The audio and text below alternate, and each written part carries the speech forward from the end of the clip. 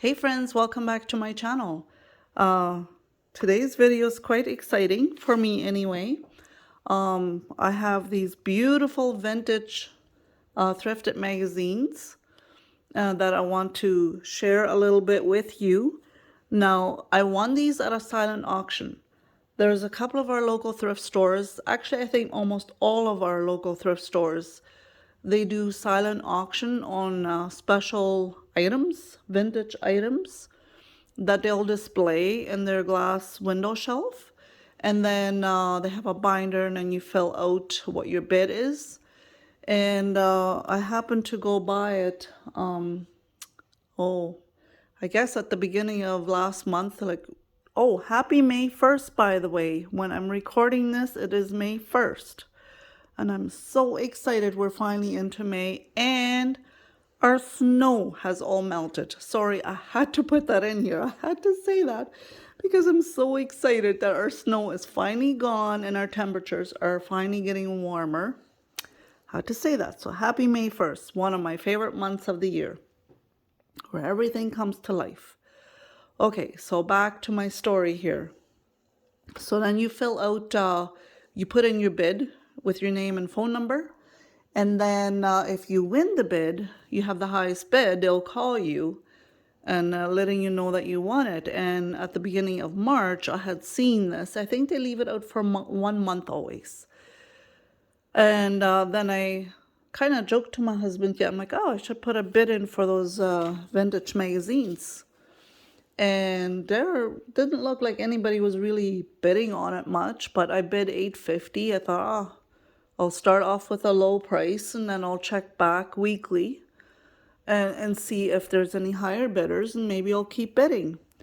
And nobody ever bid higher than $8.50. And lo and behold, they called me and they said, oh, I had won the bid. So I went and picked them up and I was so excited. I have not flipped through them yet.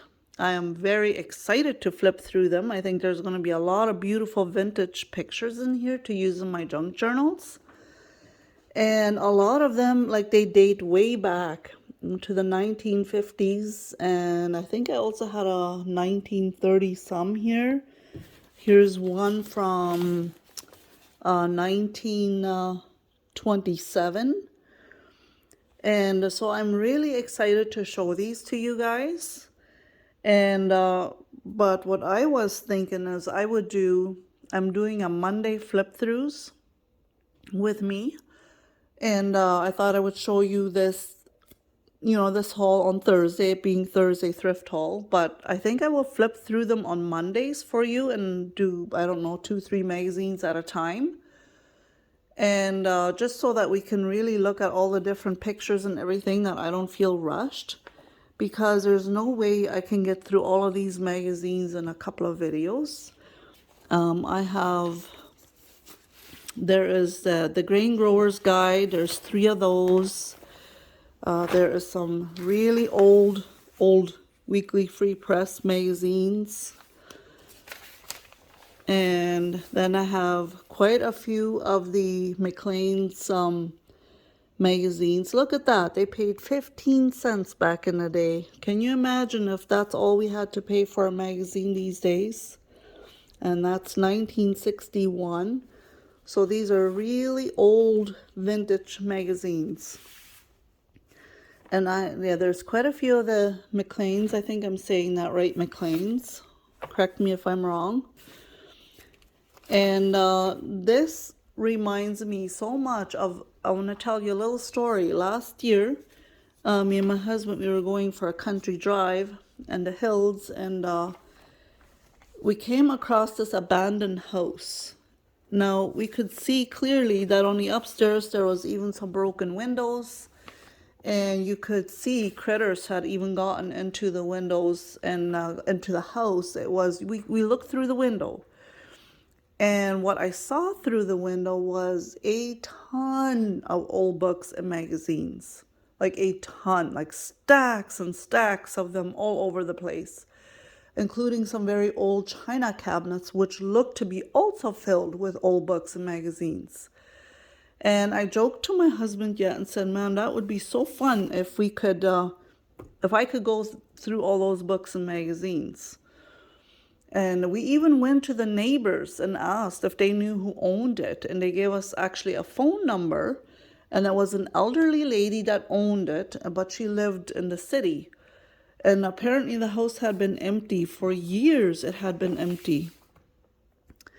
And so then we called her. And I just wanted to know like what they would offer, what they were selling the house for if she did sell it.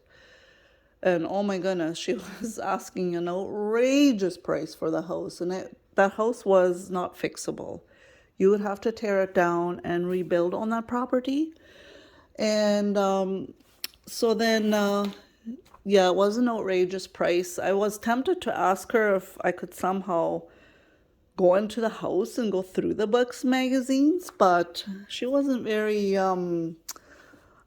easy, very talkative, that's how I should say it. So she was pretty stern, and she was apparently in her 80s, but she wasn't too willing to sell. But if she was going to sell, she was going to sell it for an outrageous price.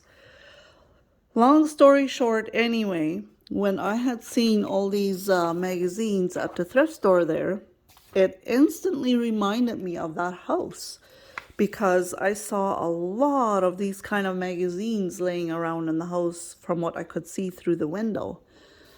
So I thought how fun that would be to go through there. Now, these magazines, they smell very moldy. So I've taken an allergy pill, and I've got a lot of allergies towards mold and things like this. And so I'm going to bear with it. I do not want to get rid of them just like that because of it. And I do want to do a flip through of these then on Mondays.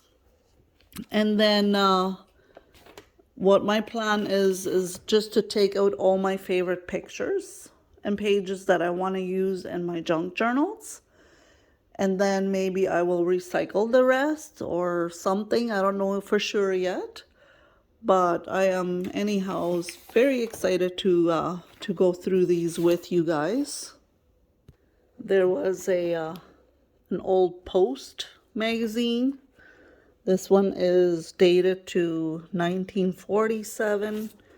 It is just completely filled with vintage images. And then I have a journal magazine here, Canadian Home Journal, 1955. And from what I can tell, it looks like there's a lot of vintage pictures in here as well to use. So yeah, I am really, really excited about this find, and that I had won this silent auction. And I'm very excited and looking forward to flipping through these for you. And you can join me, and I will not look at them ahead of time. I want to view them with you for the first time as well.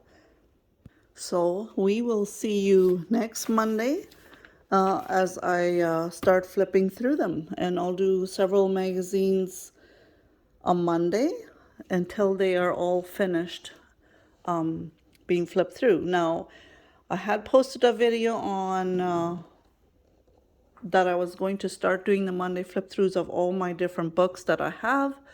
Again, a lot of them, I don't know the legal rights for me to flip through them, but all the ones that I think I can flip through, I will. But, and I will probably start off with the vintage magazine flip throughs first. And then as the Mondays continue, I will also start doing the flip throughs of a bunch of my other different books and what I use all in my junk journals, just to give you a bunch of ideas on what I use to create crafts and different things. So yeah, I am pretty excited about doing the Monday flip throughs. I think it's a neat way to start off the week. And if you want to join me in the Monday flip throughs, just use the hashtag Monday flip through. And then if you don't mind leaving my link down below when you post a video like that, so that people can see where it started. And yeah, I think it will be fun, and I hope you will join me in that Monday flip through. Oh, I can't wait actually already to start going through these. It's going to be an exciting start to the week for me to do the Monday morning flip throughs. Anyhow, I think I said that word way too many times. I hope you will all have a wonderful weekend. This is a Thursday that I will be posting this, and I did record this part on a Monday, it being May 1st, and you will see this on Thursday. And I hope you will have a wonderful, wonderful weekend. And we will see you on Monday with the start of the flip throughs. Talk to you real soon. Have a lovely day, my friends. Bye for now. Thanks for watching and thanks for following along. Much, much appreciated. Till next time.